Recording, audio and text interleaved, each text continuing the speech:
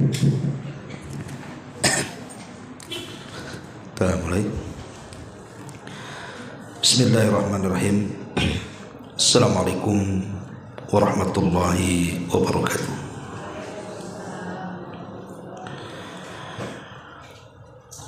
Alhamdulillah wassalatu wassalamu ala Rasulillah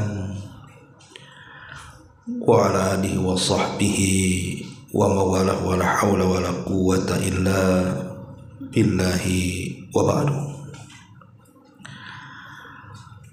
Alhamdulillah, segala puja dan puji hanya milik Allah subhanahu wa ta'ala. Salawat dan juga salam kita hadiahkan kepada Rasul kita Nabi besar Muhammad sallallahu alaihi wa ala alihi wasallam. Alhamdulillah, di pagi ini kita bisa kembali bermajelis ilmu di tempat yang insyaallah diberkahi Allah Azza wa Jal. Dan pembahasan di pagi hari ini karena belum ada kitab juga, biasa pembahasan nasihat yang mungkin sering saya ulang-ulang. Fadzakir fa inna dzikra tanfa'ul mu'minin.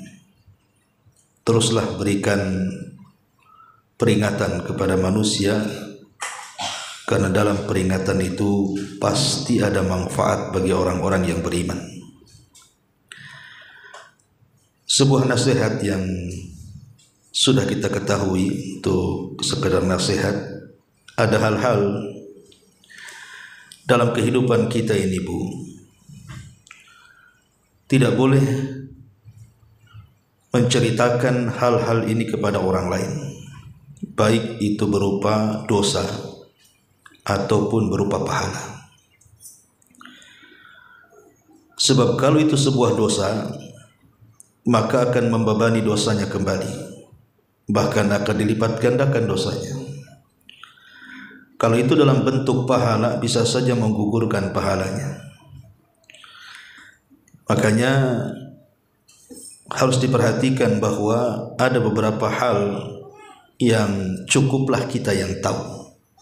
Orang tidak perlu tahu. Cukup kita dengan Allah subhanahu wa ta'ala saja. Apa perkara-perkara itu? Pertama, bicara dosa dulu. Tidak boleh menceritakan aib orang lain kepada manusia. Dalam sebuah hadis, Nabi sallallahu alaihi wasallam bersabda, "Man satara musliman, satarahu Allahu fid dunya wal akhirah." Kata Nabi sallallahu alaihi wasallam dalam sebuah hadis yang dikeluarkan Imam Muslim dan yang lainnya, barang siapa yang menutup aib saudaranya, maka Allah subhanahu wa ta'ala akan tutup aibnya pada hari kiamat. Barang siapa yang menutup aib saudaranya, maka Allah akan tutup aibnya pada hari kiamat. Dahulu di zaman Nabi sallallahu alaihi wasallam ada seorang sahabat namanya Maiz. Maiz ini seorang budak dari seorang tuan namanya Hazzal. Karena hawa nafsunya terkalahkan ataupun jiwanya terkalahkan dengan hawa nafsunya, berzinahlah dia dengan seorang budak wanita. Kemudian ketahuan sama tuannya Hazzal ini. Akhirnya kemudian Hazzal pun marah dan mengatakan kepada Maiz agar dia datang kepada Nabi sallallahu alaihi wasallam untuk bertobat. Sementara Maiz ini laki-laki yang sudah menikah, otomatis kalau dia datang kepada Nabi sallallahu alaihi wasallam dan menceritakan dosanya, konsekuensinya rajam. Karena orang yang berzina dan dia sudah menikah dirajam sampai mati dalam Islam. Berangkatlah Ma'iz ini menemui Nabi, kemudian mengatakan, ya Rasulullah, inni fa'altu haddan fatahhirni. Rasul, aku sudah melakukan hal-hal yang menyebabkan aku harus terkena hukum had, berzina, maka bersihkanlah dosa-dosaku. Nabi SAW tidak lantas mengiyakan Ma'iz.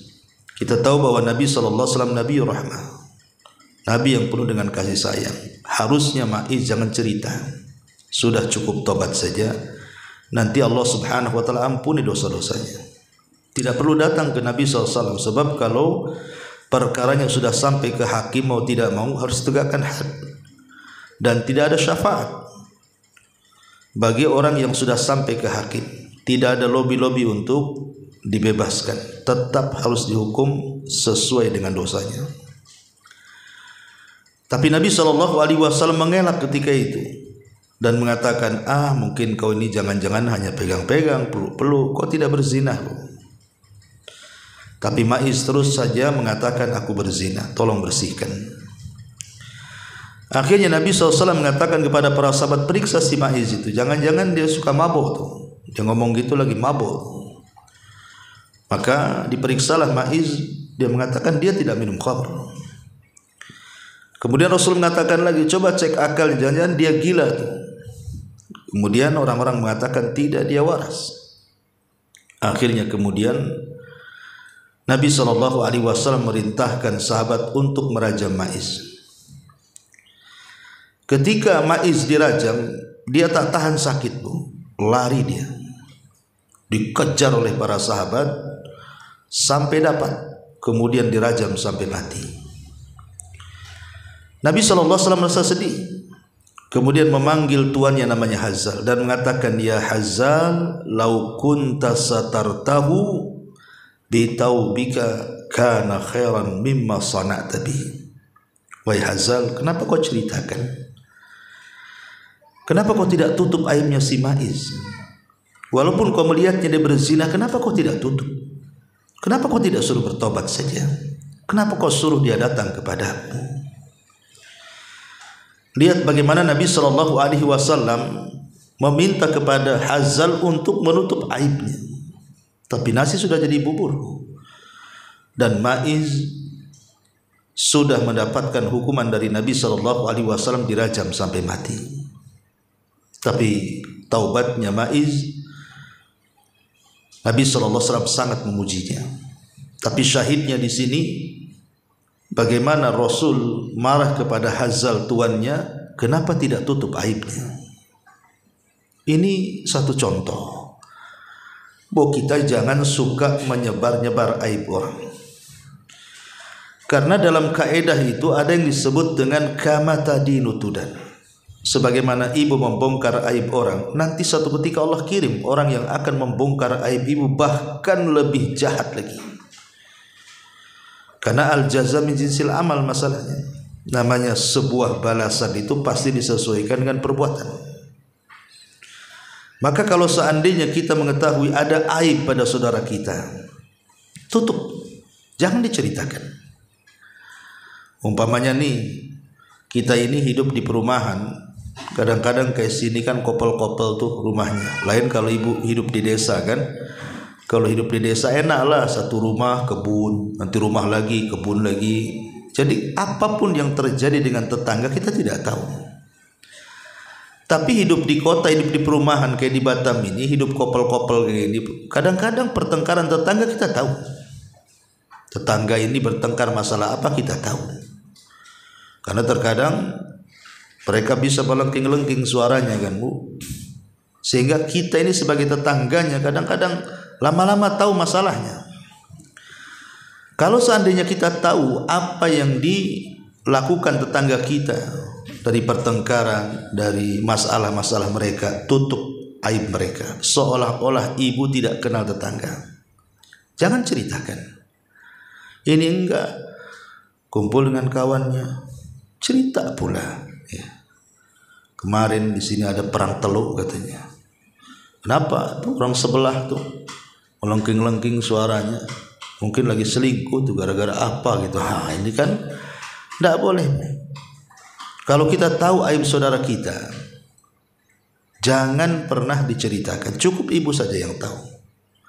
Bahkan kalaupun seandainya suami pulang kerja pun tidak perlu diceritakan, tidak perlu mengatakan pada suaminya, bang, aduh, waktu abang pergi nih tadi pagi, ramai di sini ribut begini-begini udah tangga sebelah tuh. Tidak boleh, itu urusan mereka, tidak ada urusan dengan ibu. Karena bagaimanapun Nabi SAW mengatakan, man satara musliman, ingat, siapa yang menutup aib seorang muslim, Allah tutup aib ibu di dunia dan di akhirat. Bahkan dahulu di zaman Amirul Mukminin Umar bin Khattab radhiyallahu anhu, Umar ini melihat ada orang yang berzina. Dia lihat sendiri itu dengan kedua matanya. Akhirnya kemudian keesokan harinya dia kumpulkan beberapa sahabat senior seperti Ali dan yang lainnya, coba diskusi. Kata Umar, bagaimana pendapat kalian kalau ada seorang imam, pemimpin negara, melihat kemungkaran? Contohnya umpamanya dia melihat ada orang berzina. Perlukah bagi seorang hakim, seorang imam menegakkan hukuman, kita tangkap dia, kemudian kita tegakkan hukuman? Sahabat yang lain mengatakan, ya tidak apa-apa, dia kan seorang pemimpin, dia berhak menangkap, karena itu sebuah kemungkaran. Tapi ketika itu Ali radhiyallahu an menyanggah dan mengatakan sebaiknya jangan. Karena Nabi SAW memerintahkan untuk mendatangkan saksi-saksi, minimalnya 4 saksi. Kalau seandainya seorang pemimpin itu melihat dengan kedua matanya tapi tidak mendatangkan 4 saksi, ini pun sebuah pelanggaran. Akhirnya kemudian Umar pun mengatakan kepada Ali, shadaqta, kau benar.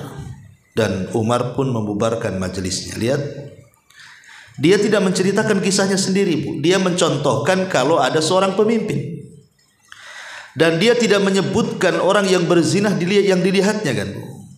Begitulah contoh Amirul Mukminin. Dia ketika bertanya tentang apa yang dilihatnya, dia tidak mengatakan saya yang melihat, tetapi kalau ada seorang pemimpin. Subhanallah.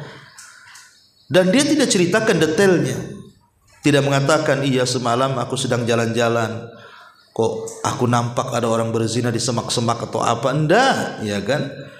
Lihat bagaimana waraknya Umar bin Khattab radhiyallahu anhu. Maka ini harus dicontohkan, Bu. Kadang-kadang ibu ini ke pasar, kemudian di pasar itu mungkin ada orang bertengkar gara-gara jual beli. Ibu nampak, ya. Kemudian ibu pulang ke rumah, cerita pula sama tetangga di rumah. Tidak boleh, Bu, ya. Walaupun ibu tampak di pasar, tidak perlu, itu urusan orang. Tidak perlu ibu masuk-masuk di situ, karena itu bagian ghibah, apalagi tidak tahu masalahnya. Seandainya tahu masalahnya saja kita tidak boleh cerita, apalagi tidak tahu masalahnya. Yang lebih parah lagi, kalau seandainya ibu ini disuruh nasihati orang.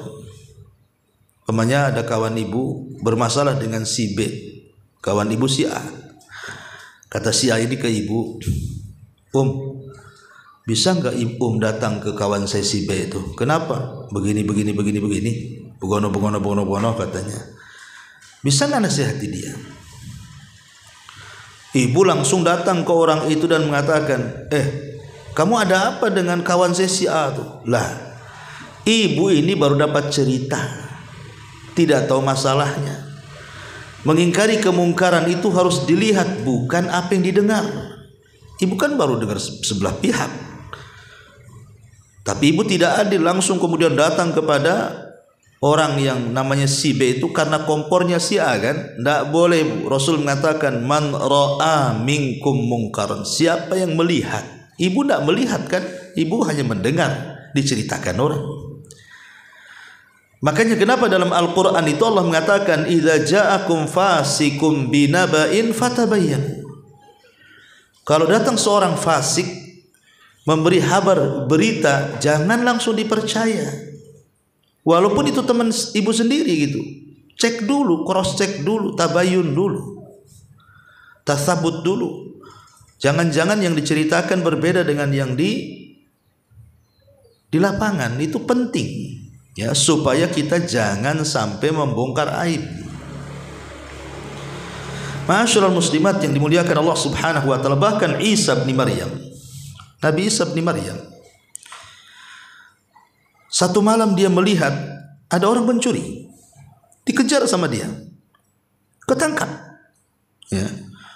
Kemudian kata Isa, kamu mencuri ya? Dia mengatakan, demi Allah tidak. Bersumpah pula dia. Jelas-jelas Nabi Isa melihat dia mencuri, dia mengatakan, wallahi demi Allah aku tidak mencuri, katanya. Apa kata Isa? Oh, akhtatu wa kadzaba aini. Oh iya, aku salah.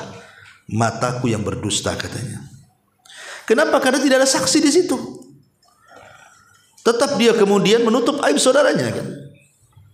Makanya dari sini penting seseorang itu jangan suka menceritakan aib orang. Enggak boleh.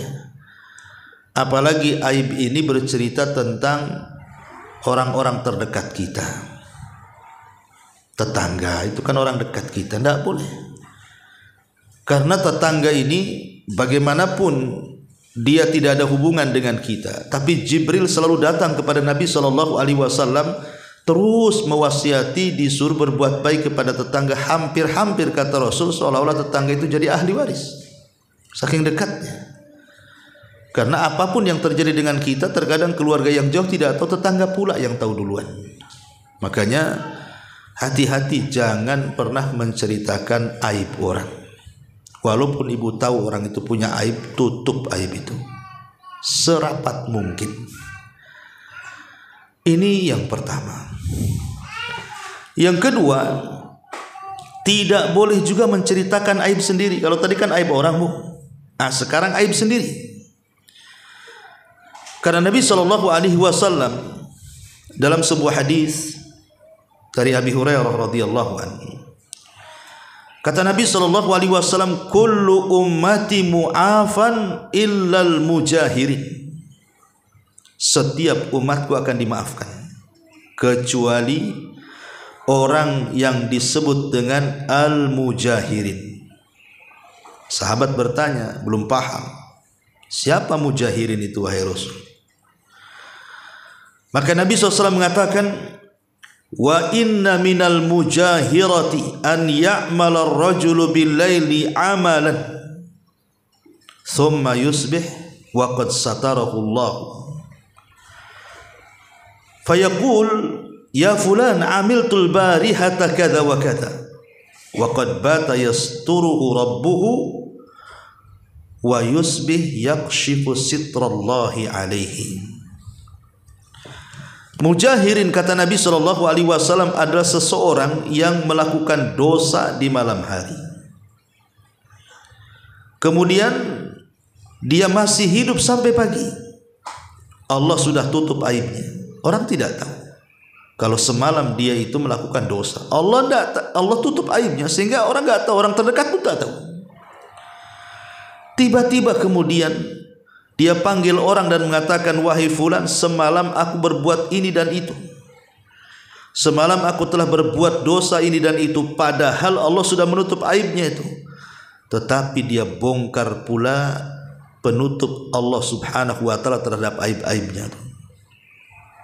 Lihat. Tidak boleh menceritakan aib diri sendiri.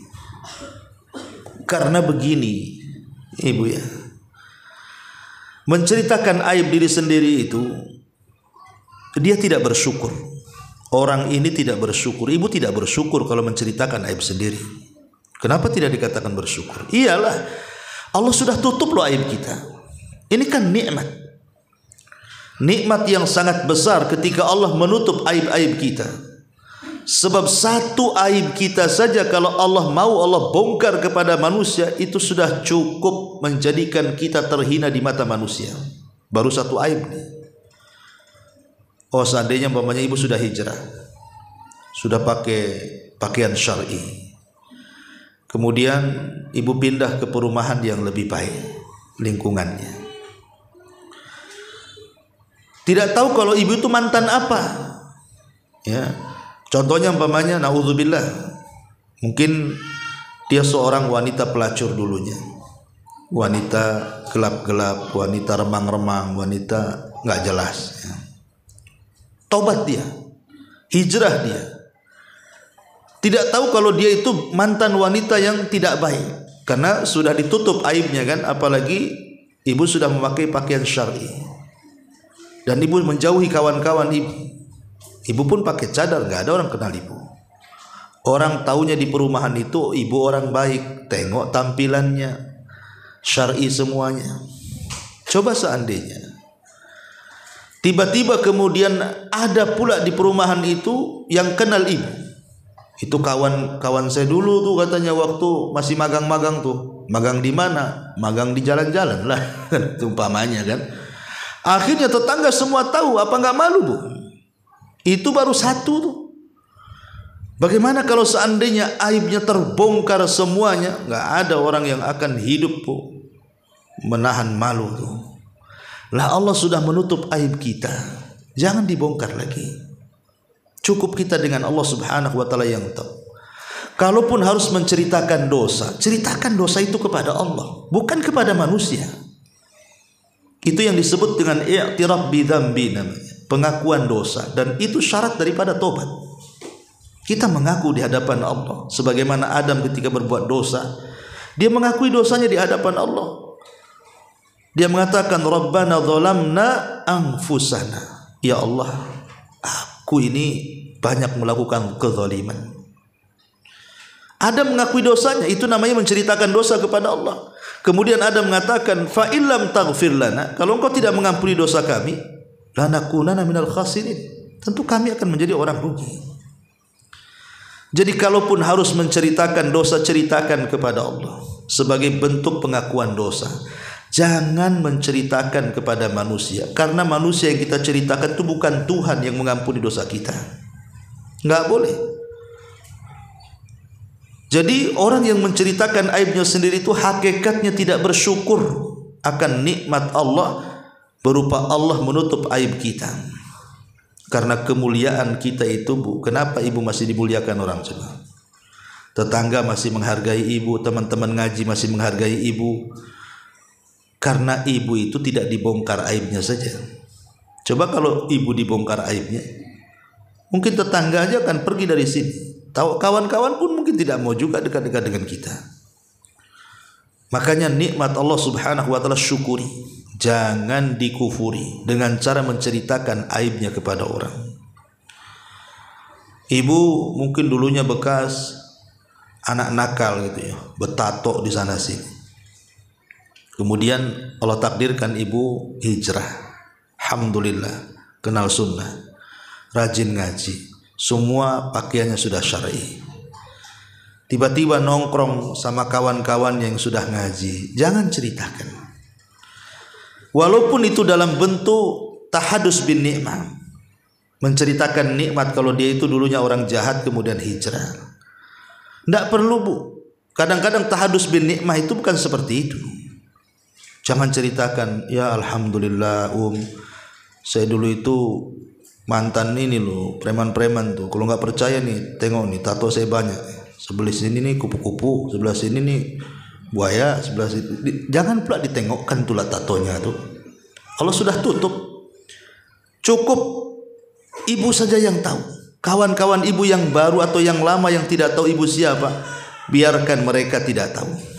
Jangan sampai mereka tahu. Cukup ibu dengan Allah Subhanahu wa taala. Itu bentuk syukur kita akan hidayah yang Allah berikan kepada kita. Kemudian juga orang yang suka membongkar-bongkar aibnya sendiri itu sebenarnya dia sedang merendahkan dirinya kan, Bu. Dosa itu kehinaan.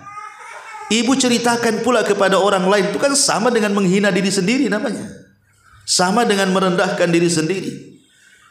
Allah sudah muliakan, kita pula memilih kehinaan. Allah sudah muliakan kita loh dengan hidayah itu. Ibu yang mau hina tiba-tiba menceritakan aibnya sendiri kepada orang, kan aneh gitu kan. Mana akalnya gitu. Karena gini Bu, bahayanya ya. Ketika ibu menceritakan dosa kepada orang itu Bu, hakikatnya ibu itu bangga dengan dosa namanya kan. Masa dosa dibangga-banggain, gimana ceritanya? Tidak boleh orang bangga dengan dosa tuh. Bangga dengan amalan aja tidak boleh. Takabur, riya tidak boleh. Apalagi pula bangga dengan dosa, kan aneh. Orang bangga seandainya ibu ahli sedekah, ahli sholat, ahli puasa, diceritakan sama orang, itu saja riya, sum'ah, tidak boleh. Lah ini loh, dosa dibangga-banggain. Gimana ya? Jadi orang yang menceritakan dosanya kepada orang lain itu hakikatnya sedang membanggakan dosanya. Na'udzubillah, bangga dengan dosa. Berlindung kepada Allah kita. Yang kedua bahayanya itu takut dicontoh orang. Kalau orang tahu ibu itu mantan ini mantan itu, nanti dicontoh orang, apa kata orang? Ah itu baru hijrah aja itu, ya. Kemarin itu dia juga rusak juga kan gitu. Janganlah salahkan saya. Sama aja dia itu dengan saya, cuman casingnya aja yang beda katanya lah. Jadi jatuh kepada hadis Nabi SAW, man sanna sunnatan sayyi'atan falahu wizruha wa wizru man amila ba'dahu la yanqus min auzarihim syai'a. Jangan pernah mencontohkan contoh yang buruk, karena siapa yang memberikan contoh dengan contoh yang buruk diikuti orang, maka dia dapat dosa dan dosa orang yang mengikutinya tanpa mengurangi dosa mereka sedikit pun. Na'udzubillah. Maka tidak boleh, karena alamat takwa itu Bu adalah dengan menjauhi larangan, dan Rasul sudah melarang, tidak boleh menceritakan. Kalau menceritakan berarti ibu keluar dari koridor takwa namanya. Lalu hijrahnya buat apa kalau begitu? Ya, karena Nabi SAW terang-terangan loh menantang, terang-terangan mengancam. Tiba-tiba kemudian ancaman Rasul kita tidak indahkan, berarti kan kita menentang namanya.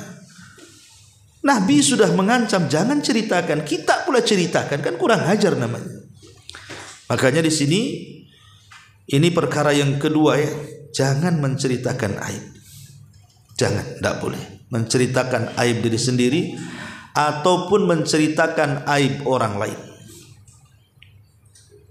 Ini dua perkara tidak boleh itu.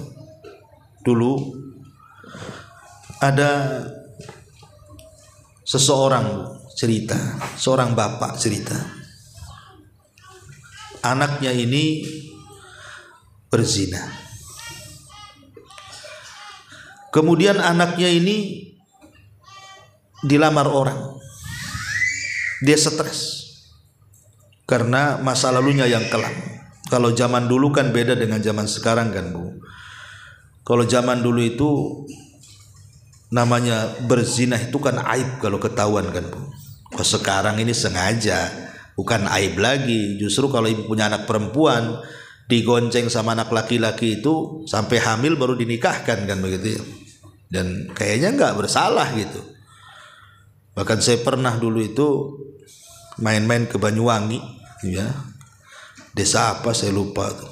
Tapi zaman bahula lah. Itu kalau anak gadisnya nggak diapeli orang, itu murung orang tuanya Bu. Apa nggak laku anak saya ini katanya.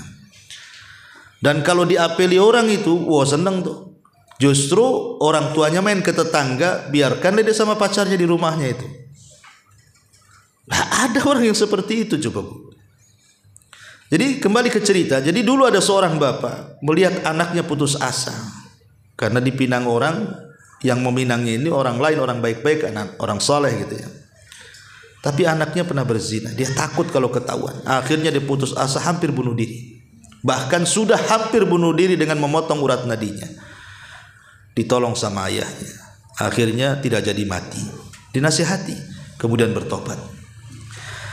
Bapak ini datang kepada Umar bin Khattab radhiyallahu anhu menceritakan tentang kisah anaknya dan mengatakan, wahai Amirul Mukminin, anak saya dulu begini. Sekarang ada orang lah yang mau dengan anak saya, orang soleh. Apakah saya perlu ceritakan kepada calon suaminya bahwa anak saya ini begini dan begitu? Apa kata Umar? Jangan. nikahkan anakmu dengan laki-laki baik itu, dan jangan ceritakan masa lalunya. Anggaplah anakmu itu anak baik-baik, karena dia sudah bertobat masalahnya. Ya. Karena terkadang kalau ibu menceritakan aib ibu kepada suami, terkadang suami yang ibu anggap soleh itu bisa berubah loh 180 derajat. Seperti ada kisah kan. Jadi dulu wanita tidak baik-baik saja. Tiba-tiba kemudian menikah, dapat pula lah suami yang soleh. Akhirnya menjadi beban hidupnya. Kemudian dia berpikir, apa perlulah saya ceritakan masa lalu, kasihan suamiku tidak tahu siapa saya. Akhirnya dia berpikir, entah setan apa yang masuk, ini harus saya ceritakan. Insya Allah suami saya soleh, bisa menerima saya apa adanya. Satu hari dia bercerita dengan suaminya, kisah dia masa lalunya. Suaminya dengar saja. Habis cerita, apa kata suaminya? Saya ceraikan kamu, katanya. Aku kira kau orang baik-baik, katanya. Subhanallah, bayangkan. Terkadang Bu, menceritakan aib itu walaupun kepada orang terdekat yang kita anggap baik, suamilah begitu kan. Belum tentu suami mau. Karena suami menikahi wanita ini kan karena wanita ini wanita baik-baik kan gitu. Setelah bercerita gak percaya akhirnya suaminya, diceraikan. Maka penting masalah-masalah ini nasihatnya. Jangan menceritakan aib orang lain dan jangan pula menceritakan aib diri sendiri. Ini yang kedua. Ya, karena yang namanya menceritakan aib orang itu, menceritakan aib orang ataupun menceritakan aib diri sendiri itu, ini sebuah pengkhianatan terhadap amanah. Ibu sedang mengkhianati amanah. Amanah dengar, amanah lihat. Kalau memang berkaitan dengan aib orang lain kan kita melihat orang itu melakukan perbuatan jahat. Berarti mata kita ini disuruh untuk amanah. Jangan ceritakan. Kecuali kalau memang ada maslahatnya, itu lain ceritanya. Itu bab lain, ya. Ataupun telinga kita mendengar tetangga begini-begini, telinga ini amanah.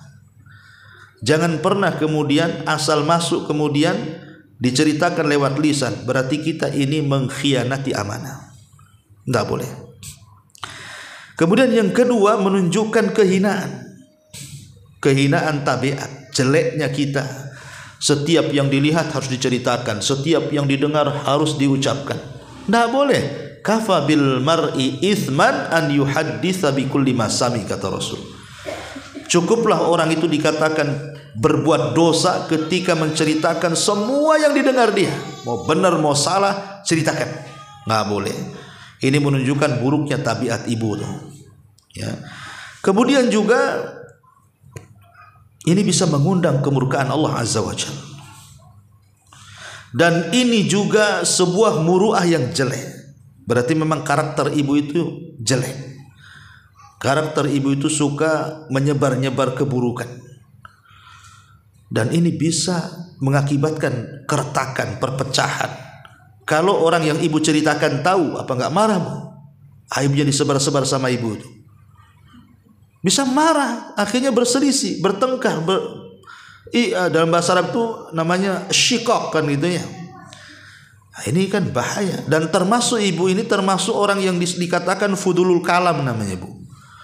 Tukang ngoceh bahasanya ya. Fudulul kalam itu banyak ngomong. Mulut ember, mulut jolang gitu ya. Nah, itulah banyak ngomong kan. Ya, kemudian juga ibu sudah melakukan dosa jariah namanya. Gimana tidak dosa jariah?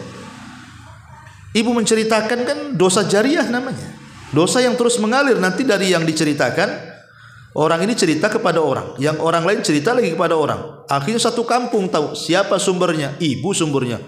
Oh memang nih ya, ratu fitnah jadinya kan. Nah, kemudian juga ini menyenangkan orang-orang yang hasad. Pamannya ada orang yang tidak suka dengan tetangga ibu. Ibu ceritakan keburukan tetangga, kan musuhnya senang tuh.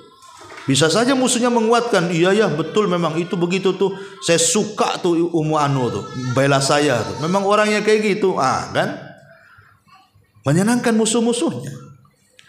Jadi intinya bahwa stop, ya, jangan suka menceritakan aib orang lain dan jangan pula menceritakan aib diri sendiri. Ini yang kedua. Yang ketiga, dan ini yang parah, menceritakan aib pasangan ibu. Kalau tadi menceritakan aib orang lain, menceritakan yang kedua menceritakan aib diri sendiri, sekarang aib ibu berdua dengan suami atau suami dengan istri diceritakan pula. Oh, ini seburuk-buruknya orang bu. Karena Nabi SAW yang mengatakan, ya, dalam sebuah hadis Nabi SAW mengatakan, inna min asyarrin nas indallah manzilatan yaumal qiyamah ar-rajul yufdi ila imra'atihi wa tufdi ilaihi thumma yanshuru syirraha. Apa kata Rasul? Seburuk-buruk manusia, lihat, yang mengatakan seburuk-buruk manusia itu Nabi. Seburuk-buruk manusia, bayangkan. Kalau Nabi sudah mengatakan buruk, siapa yang akan mengatakan baik? Siapa yang lebih indah perkataannya? Nabi mengatakan buruk, kemudian orang mengatakan baik, tetap dia buruk. Kalau Allah dan Rasulnya sudah mengatakan buruk, tidak ada yang bisa mengatakan si fulan baik.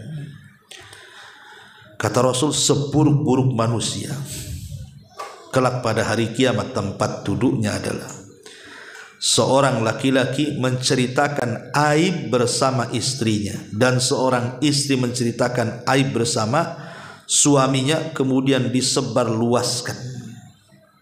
Na'udzubillah. Tidak boleh. Maksudnya dalam hadis ini urusan seputar ranjang, seputar hubungan intim, tidak boleh ibu ceritakan. Karena Nabi SAW mengistilahkan, kalau seandainya seorang suami menceritakan aib dia bersama, rahasia dia bersama istrinya atau sebaliknya, maka kata Nabi tak ubahnya zanin wa zaniyah, dua-duanya pezina. Enggak boleh, ya. Karena ini rahasia kan, masa rahasia ranjang itu loh, enggak boleh ada yang tahu. Enggak boleh. Kecuali memang untuk konsultasi, ibu datang ke dokter, mungkin suaminya ada masalah dalam urusan seksnya, ya terpaksalah diceritakan sama Pak Dokter. Kalau tidak diceritakan mana tahu dokter. Ibu datang kemudian dengan suami ke dokter, diam aja.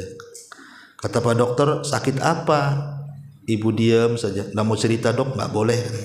Bingung lah dokternya, ya. Nah, itu kalau untuk konsultasi ya nggak apa-apa. Tapi konsultasi sama tetangga pula. Suamimu pakai obat apa katanya? Ya. Oh, pakai ini. Bisa nggak pesan? Lah, kok nggak usah? Ya. Tidak perlu, karena ada orang-orang yang tidak layak kemudian diceritakan. Nanti kalau diceritakan lagi tetangga sebelah, nanti tetangga sebelahnya lagi, kan masalah bu. Dan zaman sekarang ini lebih parah lagi. Naudzubillah, kita berlindung. Kadang-kadang sekarang sudah ada handphone, hubungan suami istri direkam pula. Coba bayangkan. Alasannya hanya untuk ya disimpan saja kenangan. Kenangan apa? Maksiat kok disimpan. Nanti kalau sudah ada masalah bercerai malah kemudian disebarkan pula. Nah, ini kan nggak boleh bu. Ya. Cukup ibu yang tahu suami mau kuat, mau lemah, mau ini, mau itu, mau ini, mau dingin, mau panas, mau apa, terserah. Ya, itu urusan saya dengan suami. Orang lain tidak tahu. Begitu juga suami kepada istri juga sama. Urusan ranjang tidak boleh sampai keluar. Ya, cukup ibu dengan suami atau suami dengan ibu. Karena kalau sampai diceritakan, subhanallah, ini dosanya sangat besar sekali. Nabi SAW sampai mengatakan seburuk-buruk manusia. Ini sudah 3 perkara kan bu. Tidak boleh menceritakan aib orang, tidak boleh menceritakan aib sendiri, dan tidak boleh menceritakan aib pasangan.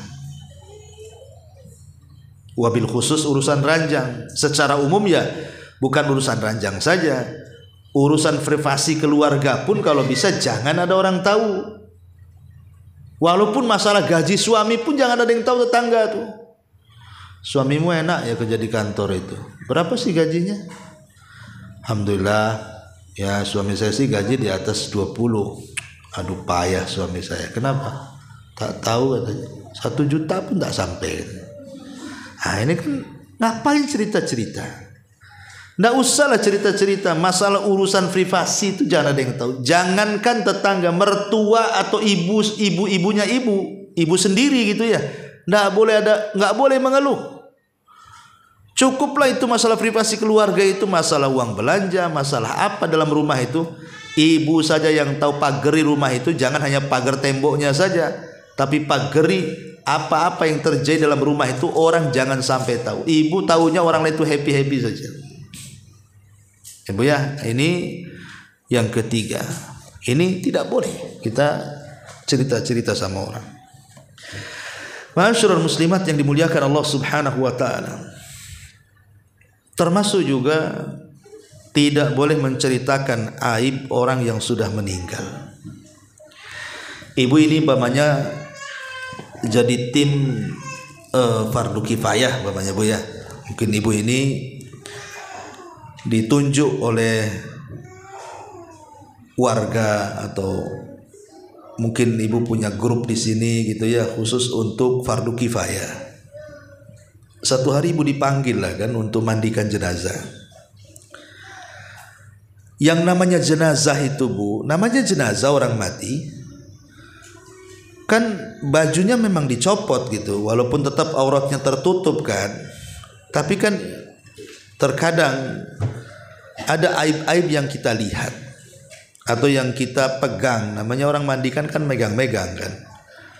Ada aib gitu, ibu memandikan akhwat yang sudah meninggal. Mestilah, kan tidak semua sehat badannya, tidak semua ketika meninggal itu nampak ada yang senyum, ada yang biasa aja, ada yang ini. Terkadang mungkin ada aib yang didapati ibu, entah mungkin berubah warnanya, atau mungkin juga ada luka-luka di badannya, bekas operasi, atau mungkin ada cacat apalah di badannya.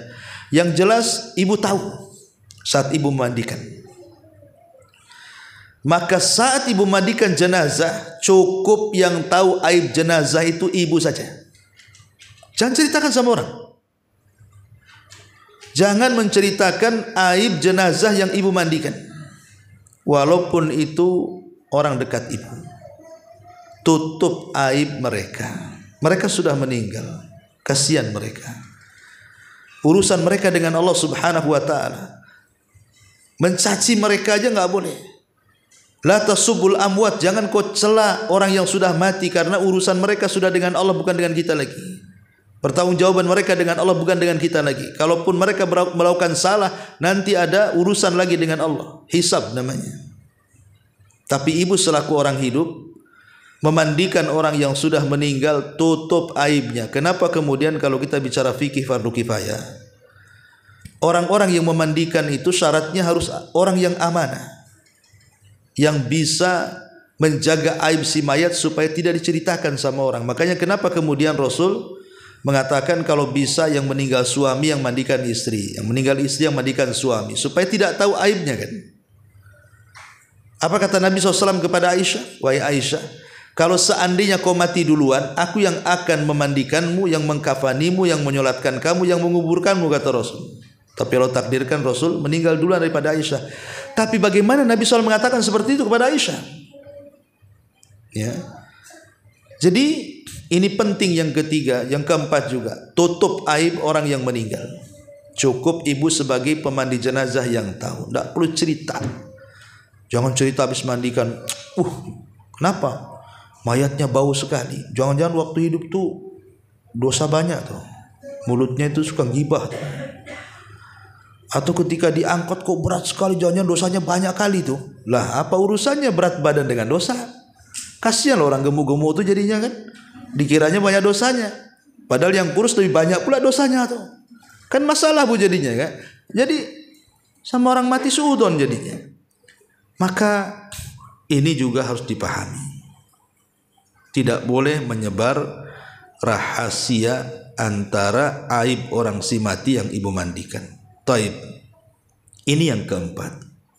Ya, tidak boleh juga merahasiakan tidak boleh menceritakan aib orang lain yang sudah meninggal. Termasuk juga Bu, tidak boleh menceritakan orang yang bercerita kepada ibu dan dia minta jangan diceritakan. Orang ini kan cerita ingin curhat lah mungkin kononnya sama ibu kan. Karena mungkin ibu dilihatnya berakal, bisa ngasih solusi gitu kan. Datanglah teman ibu itu. Ada waktu enggak? Ada.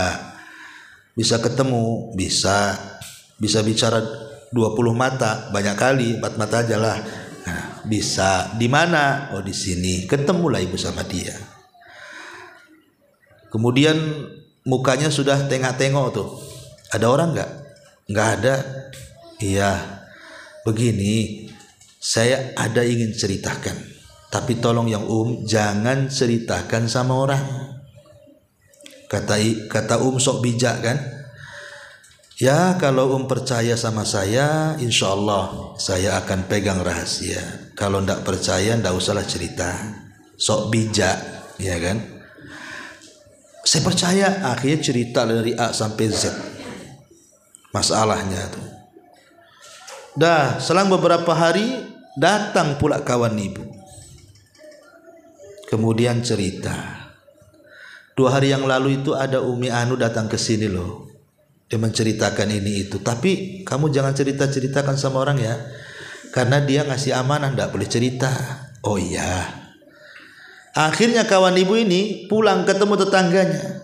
Tadi si tuh saya bertandang ke rumahnya, dia cerita. Tapi kamu jangan cerita juga ya. Ini bahaya Bu kalimat ini Bu. Itu bisa tasalsul tuh. Akhirnya satu RT tahu kan Bu. Satu RW tahu, satu kelurahan tahu. Lah siapa yang memulai itu? Yang memulai ibu. Siapa yang malu? Orang sudah ibu dikasih kepercayaan, ibu pula mengkhianati kepercayaan orang namanya. Kalau ibu tidak bisa merasa menjaga amanah orang, jangan dengar. Maaf saya bukan orang yang pandai memegang amanah, sebaiknya jangan ceritakan sama saya lah. Akan harusnya ibu gitu kan? Ngomong kalau ibu tidak bisa menjaga amanah orang, jangan mau. Karena bahaya. Itu jadi dosa jariah kita jadinya kan. Kita sudah mati, dosanya terus ngalir sama kita ini. Karena cerita itu terus mengalir kemana-mana. Yang lebih parah pula akhirnya ditulis status pula kan. Nah ini hal-hal yang seperti ini nggak boleh juga diceritakan. Kan ini amanah. Kalau orang menceritakan aibnya kepada kita dan dia minta curhat, solusi curhatannya, kalau ibu tidak sanggup dan tidak berkompeten di situ, tidak perlu ibu dengar. Maaf saya tidak pandai. Nanti kalau saya dengar, nanti saya ceritakan sama orang. Enggak usahlah ceritakan sama ustadz atau sama siapalah gitu. Nah, ibu waroklah di situ. Tidak semua, karena ada seorang ibu itu yang bangga karena merasa jadi rujukan gitu ya. Karena semua orang kalau ada apa-apa datang ke dia curhat. Dia tidak sadar ketika ada orang curhat, dia pula kemudian curhat kepada orang lain karena curhatan orang. Lah yang seperti ini juga tidak boleh disebar-sebarkan. Ya, ibu harus tahu amanah. Ya. Termasuk juga ma'asyiral muslimat yang dimuliakan Allah Subhanahu wa taala, yang tidak boleh diceritakan diri kita ini kepada orang. Kalau ibu bermimpi. Mimpi ini kan ada 2 macam, Bu. Ada 3 macam. Pertama, mimpi baik, dan yang kedua mimpi buruk. Kalau mimpi baik nggak apa-apa ceritakan, tetapi diceritakan kepada orang baik juga, jangan kepada orang yang hasad. Kalau ibu menceritakan mimpi baik kepada orang hasad, tetap takwilnya jelek. Namanya orang tidak suka. Ibu memimpi baik diceritakan pun tetap ditakwilkan jelek. Makanya selain mimpinya baik, diceritakan kepada orang yang baik, kepada yang suka dengan ibu.